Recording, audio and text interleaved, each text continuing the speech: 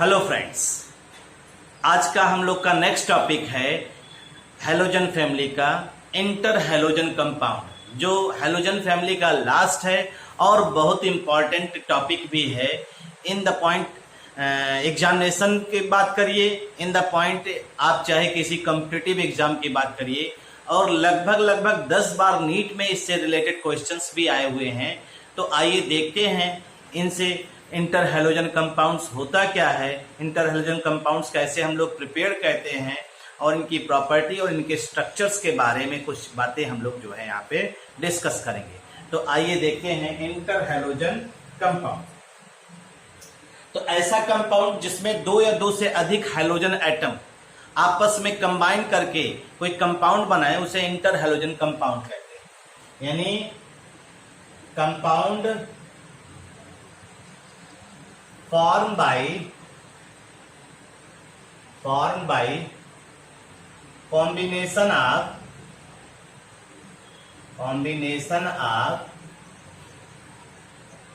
two or more halogen atom,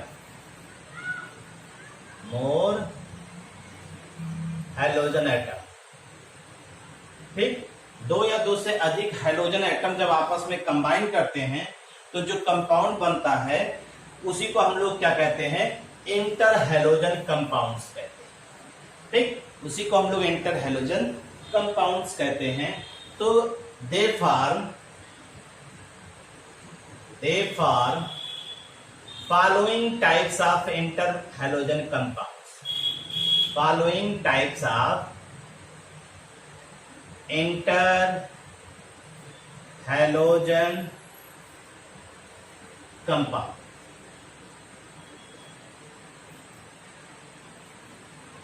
पहला आपका है एक्स डैश, दूसरा आपका है एक्स डैश 3, तीसरा आपका है एक्स डैश 5 और चौथा आपका है एक्स डैश 7।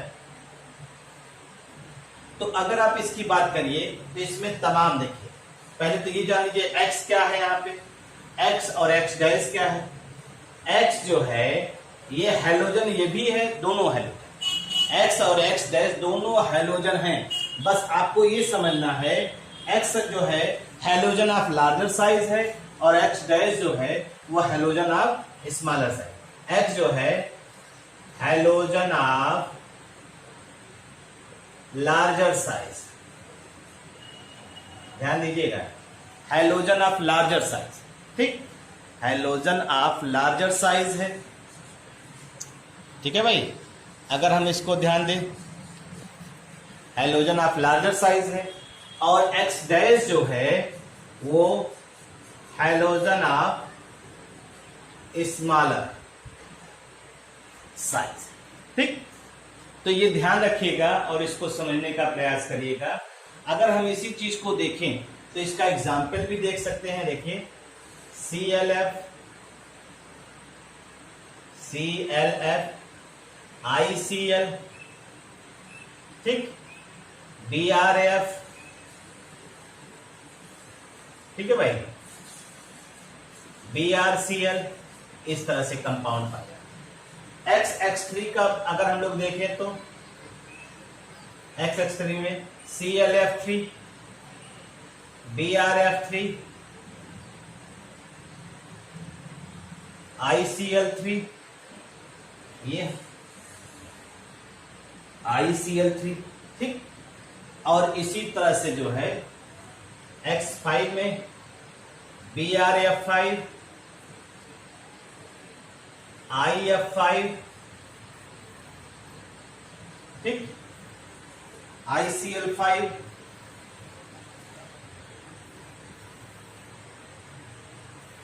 इसमें जो है एक ही पाया जाता है IF7। ये कुछ एग्जाम्पल हैं इस तरह से। तो देखिए एक्स और एक्स डैश का मतलब ये समझेंगे तभी आपको आइडिया भी होगा। एक्स क्या है, halogen of larger size, larger size का मतलब उसकी इलेक्ट्रोनेगेटिविटी क्या होगी, कम हो। एक्स डैश का मतलब स्मॉलर साइज हैलोजन, और हैलोजन अगर स्मॉल है तो उसकी इलेक्ट्रोनेगेटिविटी क्या होगी, ज्यादा होगी। तो सीधे सीधे हम लोग कह सकते हैं इंटर हेलोजन कंपाउंड में जो दो हेलोजन हम देख रहे हैं उनकी इलेक्ट्रोनेगेटिविटी का डिफरेंस यहाँ पे दिखाई दे रहा है साफ साफ। और जितना ज्यादा इलेक्ट्रोनेगेटिविटी का डिफरेंस होगा उतनी ही ज्यादा मॉलिक्यूल में पोलैरिटी क्रिएट होगी। इसकी चर्चा भी करते हैं हम लोग। तो ये कुछ आपके हैं। अब एक क्वेश्चन यहाँ पे अराइज होता है, एक्स यानी IF7 जो है ही फॉर्म होता है, अदर नहीं। तो एक टर्म हम लोग सुनते हैं या आपने सुना भी होगा कि जैसे जैसे, इसको हम नोट लिख दे रहे हैं, नोट में लिख दे रहे हैं इसको भाई, ठीक है। कहा जाता है एज रेशियो बिटवीन, जैसे भी जैसे रेशियो, जैसे यहां आयोडीन और फ्लोरीन है ना, जैसे जैसे रेशियो जो है बिटवीन एटम्स क्या होता है, radii of x and x dash increases as ratio between radii of x and x dash increases, the number of atoms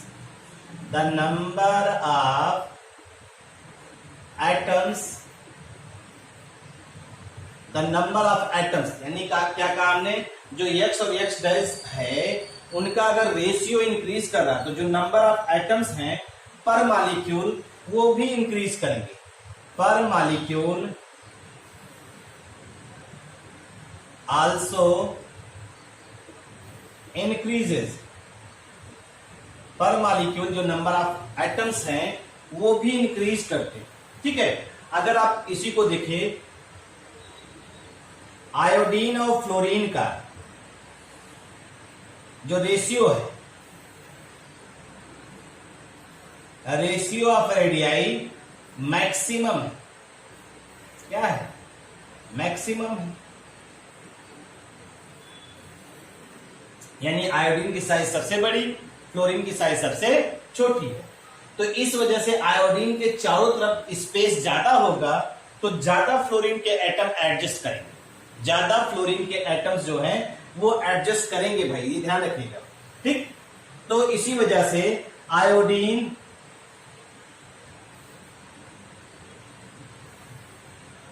hepta iodine हेप्टाफ्लोराइड form, ठीक है भाई। इसी वजह से IF7 फॉर्म होता है। हमने क्या कहा, आई की साइज सबसे बड़ी, फ्लोरीन की साइज सबसे छोटी, तो इनके बीच में जो रेशियो होगा एक्स और एक्स डैश के बीच में वो मैक्सिमम होगी। यानी आयोडीन की साइज बड़ी है, फ्लोरीन की साइज छोटी है तो आयोडीन के चारों तरफ जो स्पेस है वो ज्यादा होगा और वहां पे फ्लोरीन आसानी से एकोमोडेट कर लेगा। क्लोरीन की साइज बड़ी होगी तो उनके एकोमोडेट करने की क्षमता कम हो जाएगी, ब्रोमीन की और कम हो जाएगी आयोडीन के चारों तरफ एकोमोडेट करने की। तो सीधे सीधे हम लोग कह सकते हैं आयोडीन हेप्टाफ्लोराइड इसीलिए बनता है क्योंकि आयोडीन और फ्लोरीन के बीच का जो रेशियो है रेडियाई का वो मैक्सिमम पाया जाता है। इस वजह से आयोडीन के चारों तरफ वैकेंट स्पेस ज्यादा होते हैं जिसमें फ्लोरीन आसानी से, स्मॉलर फ्लोरीन एटम आसानी से एकोमोडेट कर लेता है। तो ये चीज आपको जानकारी होनी चाहिए भाई। मेथड्स ऑफ प्रिपरेशन, अगर हम लोग प्रिपरेशन की बात करें तो आपको मालूम है डायरेक्ट हैलोजन और डायरेक्ट हैलोजन का आपस में कॉम्बिनेशन कर दीजिए या कुछ लोअर इंटर हैलोजन कंपाउंड के साथ आप हैलोजन की रिएक्शन करा दीजिए, higher halogen inter halogen compound बना दीजिए। तो इसको हम लोग कह सकते हैं बाई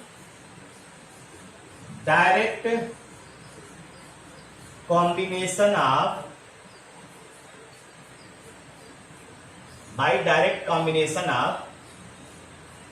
हैलोजन और by interaction of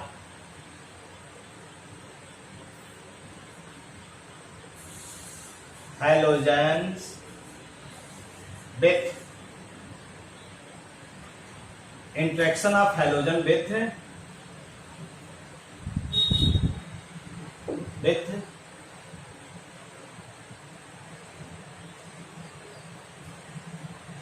lower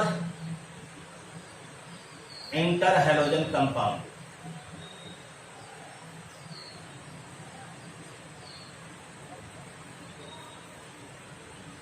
lower inter halogen compounds.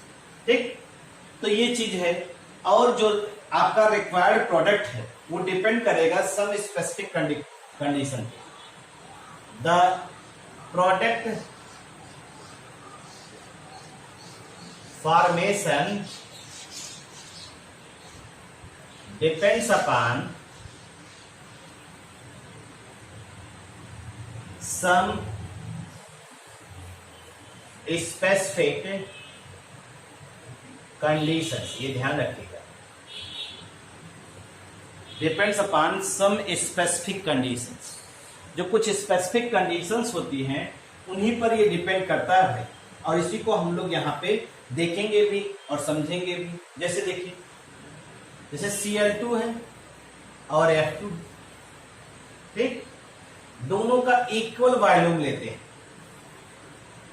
दोनों का इक्वल वॉल्यूम लेते हैं और दोनों को जो है आपस में रिएक्शन कराते हैं लगभग 473 केल्विन पर, और ये ClF का फॉर्मेशन होता है।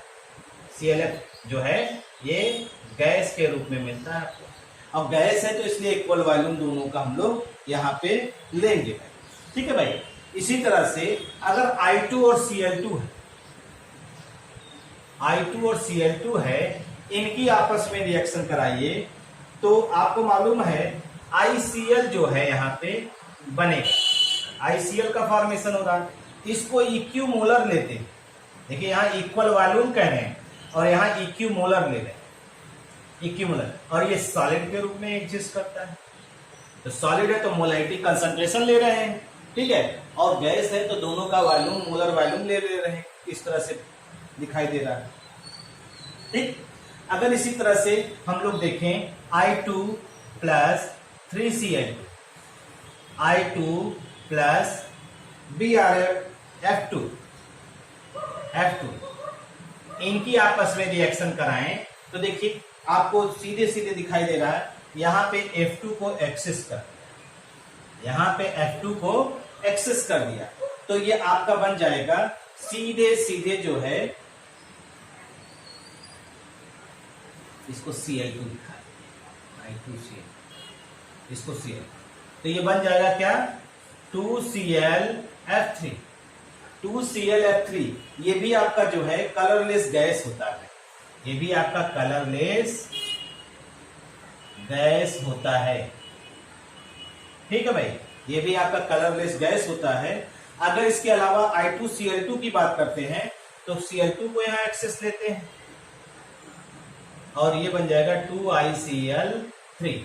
2ICl3 बनेगा, ये ऑरेंज सॉलिड होता है, ऑरेंज सॉलिड कलर में एग्जिस्ट करता है।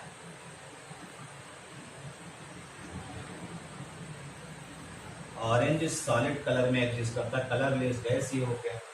ठीक, अगर हम इसी चीज को और देखें यहाँ पे, जैसे Br और F2 की रिएक्शन कराते हैं, Br2 और 3F2, इनकी आपस में रिएक्शन करा रहे हैं और इसे डाइल्यूटेड विद वाटर कहते हैं, डाइल्यूटेड विथ वाटर। तो यहां पे आपको जो है ये BrF3 मिल रहा है, BrF3 मिल रहा है, और जो BrF3 आपको यहां पे मिलेगा वो येलो ग्रीन लिक्विड मिलेगा, यहां पे येलो ग्रीन लिक्विड।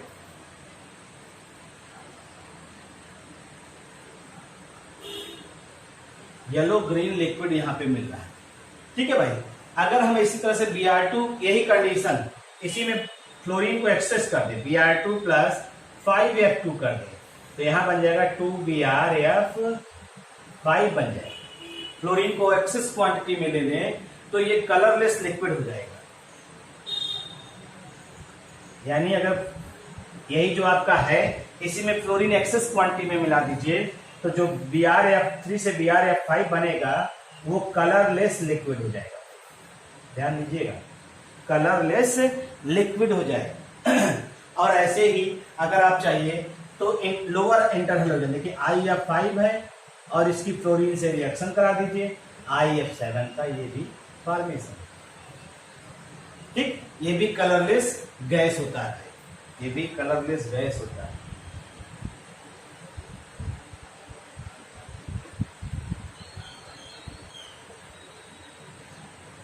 तो ये आप ध्यान दीजिए, यहां पर भी जो है ये गैस के रूप में एग्जिस्ट करता है, जाहिर है। एक चीज आपने ध्यान दिया, यहाँ पे हर चीज बन रहा है, सॉलिड भी बन रहा है, गैस भी बन रहा है, लिक्विड भी बन रहा है। इसका मतलब है इंटर हैलोजन कंपाउंड जो होते हैं वो सॉलिड फॉर्म में भी एग्जिस्ट करते हैं, गैसियस फॉर्म में भी एग्जिस्ट करते हैं और लिक्विड फॉर्म में भी एग्जिस्ट करते हैं, ये ध्यान रखिएगा। प्रॉपर्टी आइए देखते हैं, इंटर हैलोजन कंपाउंड की प्रॉपर्टी देखते हैं। उसमें सबसे पहला पोलर नेचर। हमने आपसे बताया कि जितने भी इंटर हैलोजन कंपाउंड्स होते हैं वो सब कोवैलेंट कंपाउंड होते हैं। कैसे कंपाउंड होते हैं? कोवैलेंट कंपाउंड होते हैं और डायामैग्नेटिक इन नेचर होते हैं, क्योंकि हैलोजन के पास क्या होता है भाई, हैलोजन के पास एक इलेक्ट्रॉन होता है, एक एक पेयर कर ले, कोवैलेंट शेयरिंग करके पेयर्ड हो जाएंगे, तो इसलिए ये डायामैग्नेटिक होते हैं। जैसे देखिए Cl है, Cl के पास कितने इलेक्ट्रॉन है? 7।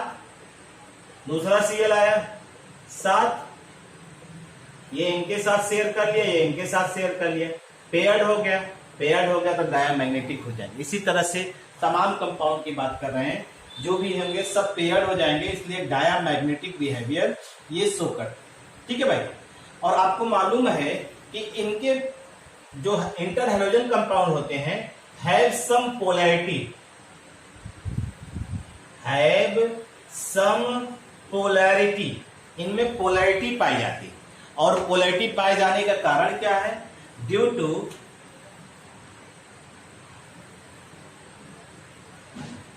Electronegativity difference of halogen atom. और आपको मालूम है अगर इलेक्ट्रोनेगेटिविटी डिफरेंस लार्ज होगा तो बॉन्ड ज्यादा पोलर होगा, मोर पोलर होगा, और ये मोर रिएक्टिव भी होगा। और ये जब रिएक्टिव ज्यादा होगा तो थर्मली लेस स्टेबल भी होगा, ध्यान रखिएगा। अरे भाई, जो रिएक्टिव ज्यादा होगा वो जल्दी टूटेगा, तो उसकी स्टेबिलिटी अपने आप क्या हो जाएगी? कम हो जाएगी। इस बात को भी आप ध्यान रखिएगा। ठीक, तो इलेक्ट्रोनेगेटिविटी डिफरेंस लार्ज किसके बीच में? Between halogen atom. Halogen atom के बीच में अगर इलेक्ट्रोनेगेटिविटी डिफरेंस लार्ज होगा तो बॉन्ड ज्यादा पोलर होगा, मोर रिएक्टिव होगा और थर्मली लेस स्टेबल होगा। सीधा सीधा ये एक जनरल कॉन्सेप्ट है जिसको हम लोग मानते हैं। और ये क्वेश्चन भी जो है काफी पूछा जाता है, तो आइए देखते हैं। फिजिकल स्टेट, अभी फिजिकल स्टेट की बात कहा, हमने बताया सारे के सारे जो इंटर हैलोजन कंपाउंड है वो किस फॉर्म में एग्जिस्ट करते हैं?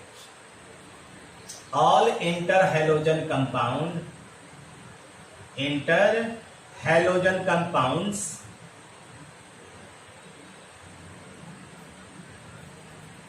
Exist as solid, liquid, gas, हर फॉर्म में एग्जिस्ट कर रहे हैं। ठीक, ये तो सॉलिड फॉर्म में एग्जिस्ट कर रहे हैं, तो लिक्विड फॉर्म में एग्जिस्ट कर रहे हैं, और ये तो गैस फॉर्म में। और आप जानते हैं दे आर वोलाटाइल, ये सब वोलाटाइल होते हैं। वोलाटाइल चाहे सॉलिड हो और लिक्विड, ये सब के सब वोलाटाइल होते हैं। वोलाटाइल का मतलब वेपोराइज हो जाते हैं।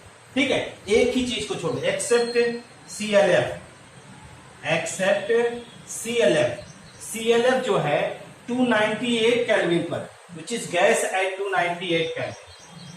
which is gas at 298 है। इसको छोड़ करके बाकी सारे वोलाटाइल इन नेचर होते हैं, चाहे सॉलिड हो चाहे वो लिक्विड होगा। ठीक, हमने बताया पोलर नेचर के बाद अब एक ये क्वेश्चन खूब पूछा जाता है,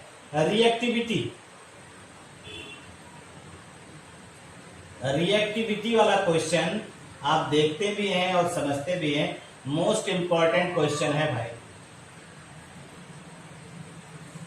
हमने कहा ना जो क्वेश्चन आता है वो 5 स्टार हम लगा देते हैं, 5 स्टार मानते हैं। 5 स्टार वाला क्वेश्चन है कि इंटर हैलोजन कंपाउंड जो होता है वो ज्यादा रिएक्टिव होता है than corresponding halogens. Inter halogen compounds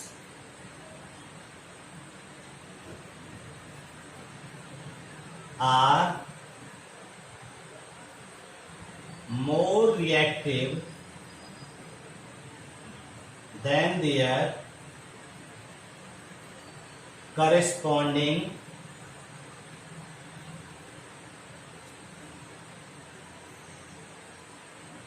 halogens except ये फ्लोरीन।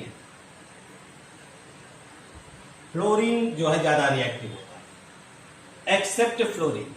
तो उसका कारण समझ लीजिए और एग्जाम्पल में देखिए आपके टेक्स्ट बुक में दिया है ICl more reactive than I2। इसी का एग्जाम्पल लेकर के आपको बता देते हैं I और Cl, I और I इलेक्ट्रोनेगेटिविटी हाई है इसकी और इसकी इलेक्ट्रोनेगेटिविटी क्या है, लो। तो इस पर स्लाइटली नेगेटिव चार्ज आएगा, इस पर स्लाइटली पॉजिटिव चार्ज आएगा।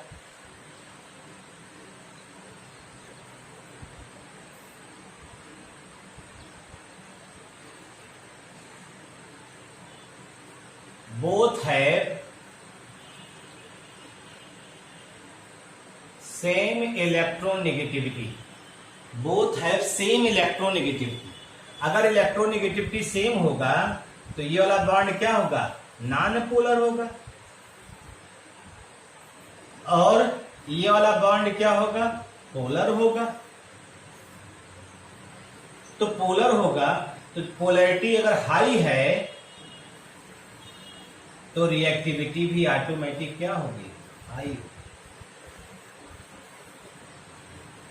नॉन पोलर है तो लेस रिएक्टिव होगा। ये सीधा सीधा यही बात है बस। इसी वजह से कहा जाता है कि इंटर हैलोजन कंपाउंड्स जो होते हैं वो ज्यादा रिएक्टिव होते हैं in comparison to their corresponding halogens. बात समझ आई भाई। अब आइए नेक्स्ट चलते हैं हम लोग हाइड्रोलिसिस।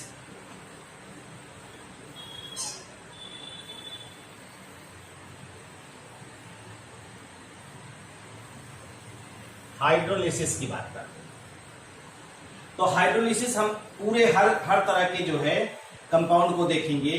तो यहां पे ये ध्यान रखिएगा, जो आपका अगर हाइड्रोलिसिस करेंगे after hydrolysis of inter halogen compound, after hydrolysis of inter halogen compound, ठीक है भाई। तो यहां पे हैलाइड बनेगा और यहां पे हैलाइड बनेगा और साथ ही साथ उसके करस्पॉन्डिंग कोई ना कोई कंपाउंड दिखाई देगा। तो हमेशा जान लीजिए halide are form by smaller halogen atom. ध्यान दीजिएगा, halides are form by smaller halogen atom. और हैलाइड, हैलाइड नहीं, अब हैलाइट लेंगे, हैलाइट, हैलाइट, ठीक। और हैलाइट हो गया, या आप कहिए कि हाइपोहैलाइट हो गया, हाइपोहैलाइट, हैलाइट, हैलेट हो गया, हैलेट हो गया, पर हैलेट हो गया, ये form by larger halogen item. ये ध्यान रखें, आपको देखने में असुविधा हो सकता लग रहा हो, क्या है हेको हैलाइट, क्या है हैलाइट, क्या है हैलेट, क्या है पर हैलेट, ये आप जान जाए।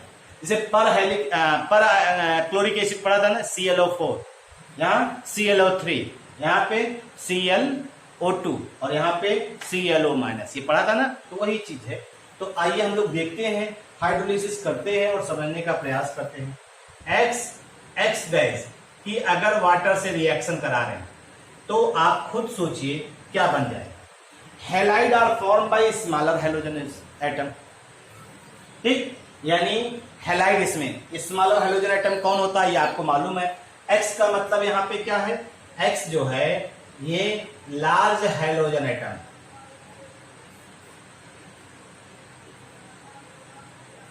और एक्स गैस क्या है, स्मॉल हैलोजन एटम। ये तो आपने कहा है। अगर इसी की चीज को आप देखिए तो halides are form by smaller halogen atom, यही तो करना है। तो स्मॉल हैलोजन एटम कौन आपका, एक्स डैश है। तो हैलाइड क्या बनेगा, इसमें हाइड्रोजन का हैलाइड बनेगा, यानी HX बन जाएगा। तो HX डैश, एक्स डैश हो जाएगा। बाकी बचा क्या, HO और X बचा, तो हम लोग लिख सकते हैं HXO। इसे हम लोग क्या कहेंगे, हाइपोहैलस एसिड, हाइपोहैलस एसिड पढ़ा था आपने, ये हो गया। अब आप खुद भी रिएक्शन कर सकते हैं, ICl की रिएक्शन कराइए, हाइड्रोलिसिस कराइए, ठीक है, और ClF की रिएक्शन कराइए, हाइड्रोलिसिस कराइए, आप कर लेंगे। बहुत ज्यादा आप दिक्कत आपको महसूस नहीं होगी, इसको आप देख करके खुद कर सकते हैं। तो ये क्वेश्चन आपका हो गया, ठीक। अगर हम इसी तरह से X डैश 3 और प्लस H2O से रिएक्शन करा रहे हैं, तो फिर से वही चीज, X आपका क्या है, लार्ज हैलोजन एटम, और हैलाइड कौन बना रहा है, स्मॉलर हैलोजन एटम, यानी X डैश। तो HX डैश ये बन गया, HX डैश ये बन गया। और उसके बाद जो है आपका बनेगा क्या, अब यहां 3 लिया गया, यहां 3 लिया गया है, तो आपका आएगा क्या, HX क्या बन जाएगा, HX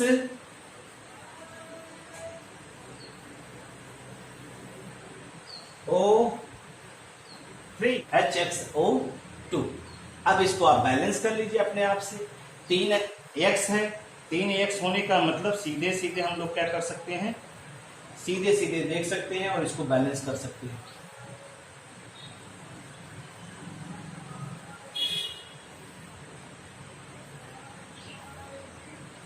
इसको 2H2O कर दीजिए, और ये आपका जो है क्या हो जाएगा, 3HX डैश, बस हो गया, 3HX डैश हो जाएगा, बैलेंस हो जाएगा ना। इसकी रिएक्शन आप करिए, ICl3 प्लस 2H2O, ठीक, ClF3 प्लस 2H2O, ये रिएक्शन आप देखिए, ये रिएक्शन आप बनाइए। से X डैश 5 प्लस H2, तो फिर से हमने कहा X लार्ज हैलोजन एटम, हमें स्मॉल से मालूम है क्योंकि स्मॉल क्या बनाएगा, यानी HX डैश हो गया और प्लस HXO3, 5 वाले में 3 बनेगा, ठीक है। 3H2O है, इसको 3 कर दो, और ये आपका एक X यहाँ यूज ही हो गया, और X डैश है 5, यहाँ 5SX कर दो, हो गया आपका, ठीक। अब अगर इसको हम लोग करें BrF5 प्लस 3H2O, इसको आप कर सकते हैं, ठीक, BrF5 plus ICl5 plus 5H2O आप कर सकते हैं, ये, और IF7 एक ही है तो IF7 ले रहे हैं, IF7 प्लस H2O। तो स्मॉल हाइड्रोजन जो होगा वो बनाएगा आपका क्या, हैलाइड, यानी स्मॉल यानी HF बन जाएगा यहाँ पे, और प्लस HiO4, HiO4। अगर आप देखेंगे 4 O है तो 4 H2O कर दीजिए, 7 HF कर दीजिए, बस ये हो गया आपका। ठीक है, तो ये आपका क्या बन रहा है, पर आयोडिक एसिड, यानी इसे हम लोग क्या कहेंगे, पर हैलेट। ये पर आयोडिक एसिड, और ये क्या है आपका, हैलेट। ये क्या है आपका, हाइपोहेलस, और ये आपका है हैलाइड।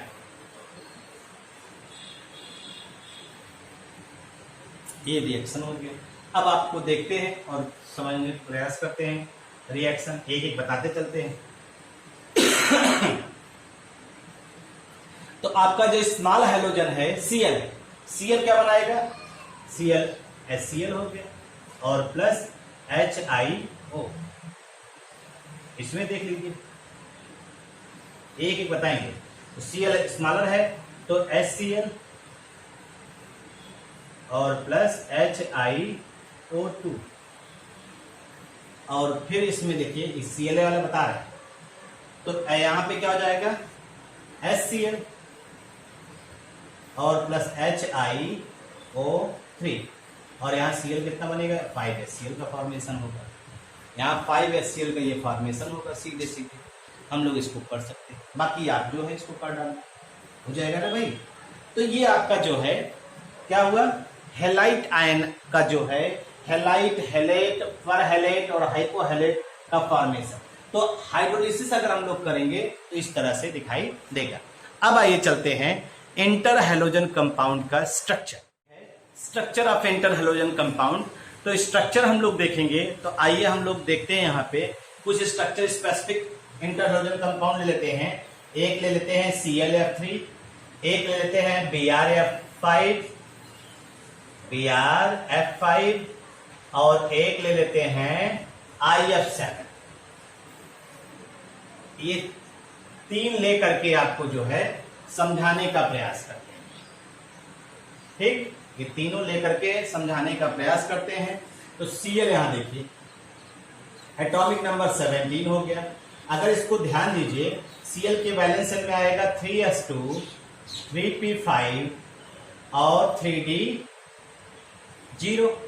तो S का मतलब हो गया, S हम इस तरह दिखा दे रहे हैं, P हो गया, P में 5 इलेक्ट्रॉन, और D जो है बैकेंड। हमको जो है 3 फ्लोरीन से जुड़ना है, 3 अनपेयर्ड होना चाहिए। तो यहाँ पे Cl का ये ग्राउंड स्टेट हो गया, और Cl को अगर एक्साइटेड स्टेट में देखना है तो ये वाला इलेक्ट्रॉन यहाँ से यहाँ शिफ्ट हो जाएगा, और जब ये यहाँ से यहाँ शिफ्ट हो जाएगा तो कुछ सिचुएशन इस तरह से आएंगे, 3 अनपेयर्ड हो जाएगा। और अगर 3 अनपेयर्ड हो गया तो हम लोग इस तरह से इसको ऑब्जर्व करेंगे।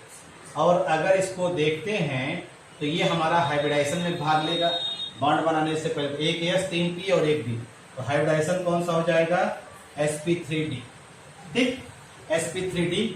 अब आपका ये जो है ये बॉन्ड बनाएगा किसके साथ, फ्लोरीन के साथ। ये बॉन्ड बनाएगा किसके साथ, फ्लोरीन के साथ। ये बॉन्ड बनाएगा किसके साथ, फ्लोरीन के साथ। ये सिग्मा बॉन्ड, ये सिग्मा बॉन्ड, ये सिग्मा बॉन्ड, और ये लोन पेयर के रूप में रहेंगे।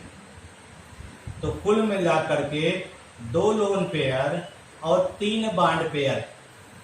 ठीक, 5 इलेक्ट्रॉन पेयर हो गया, 5 इलेक्ट्रॉन पेयर हो गया, और 5 इलेक्ट्रॉन पेयर हाइब्रिडाइजेशन sp3d। तो अगर आप देखिए अकॉर्डिंग टू वेस्पर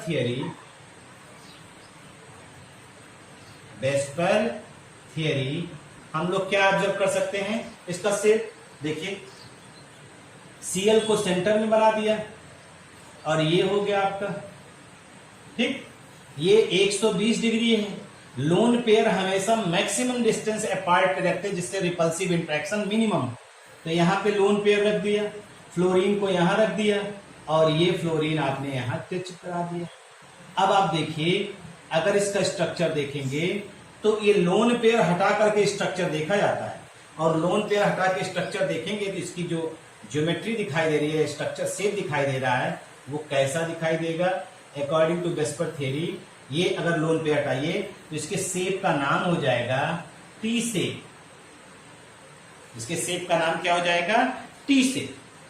ठीक है भाई, तो ये आपका जो है स्ट्रक्चर हो गया। यानी इसको हम लोन पेयर को ऐसे दिखा दे रहे हैं, लोन पेयर को ऐसे दिखा दे रहे हैं, और बाकी लोन पेयर हटा के शेप सोचिए तो ये क्या हो जाएगा? टी शेप दिखाई।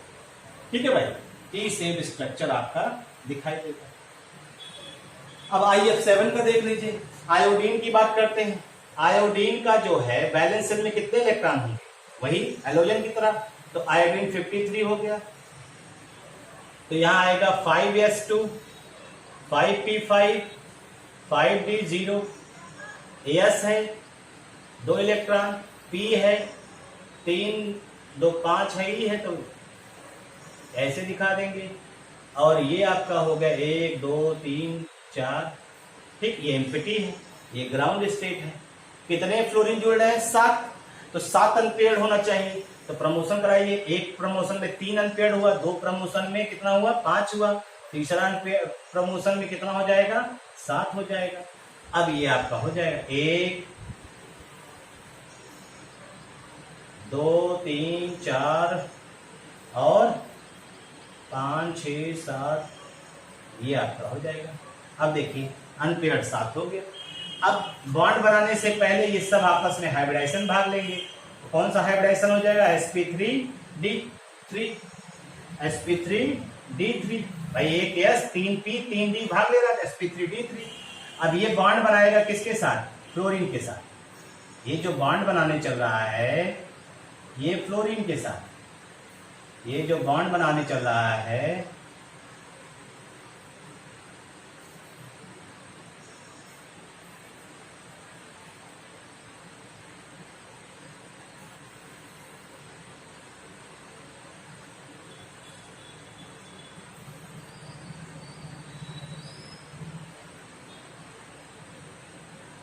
ये फ्लोरीन के साथ, यानी सिग्मा बॉन्ड कितना हुआ? 1 sigma, 2 sigma, 3 sigma, 4 sigma, 5 sigma, 6 sigma, 7 sigma.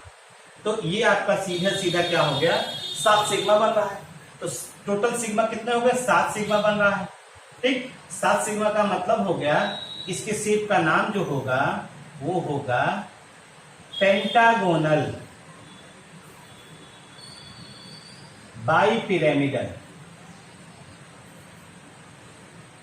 Pentagonal जो होता है वो 72 डिग्री बनाता है, बाई पिरामिडल जो है 90 डिग्री बनाता है, ये ध्यान रखिएगा। ठीक, अगर हम इसी को दिखा दें ऐसे तो आयोडीन हो गया 1 2 3 4 5 6 7, तो ये आयोडीन हो गया। और F F F F F F और F, ये आपका सीधे सीधे हो गया।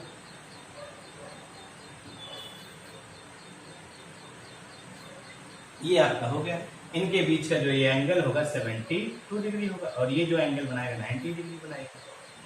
ठीक है भाई, ये आपका इंटर हैलोजन में ये हो गया। अब लास्ट है ये BrF5।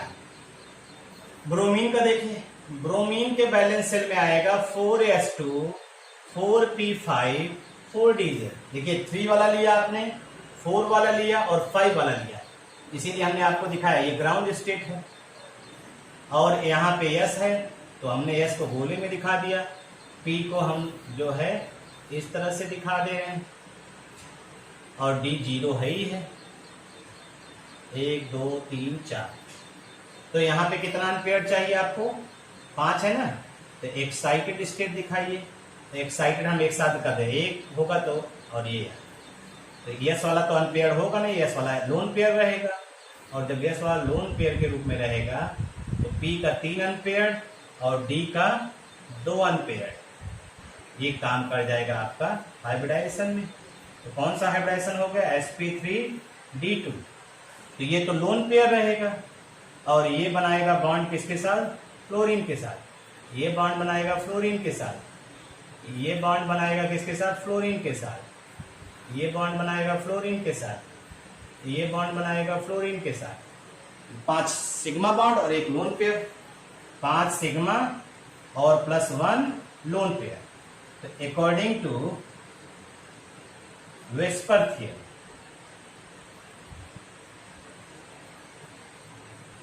तो इसका जो शेप हो जाएगा, शेप का नाम देखिए, शेप कैसे बनेगा। आपने क्या लिया, Br, 6 बॉन्ड होता है, 6 इलेक्ट्रॉन पेयर है ना, 5 और 1 6 बॉन्ड बनेगा। एक जगह कहीं लोन पेयर दिखा दीजिए, ये लोन पेयर हो गया, बाकी जगह फ्लोरीन दिखा दीजिए। और जब फ्लोरीन को दिखा देंगे तो अब आप देखिए इसका जो शेप होगा बिना लोन पेयर के, देखिए लोन पेयर हटाइए, स्क्वायर बन रहा है पिरामिडल। इसके शेप का नाम हो जाएगा स्क्वायर पिरामिडल।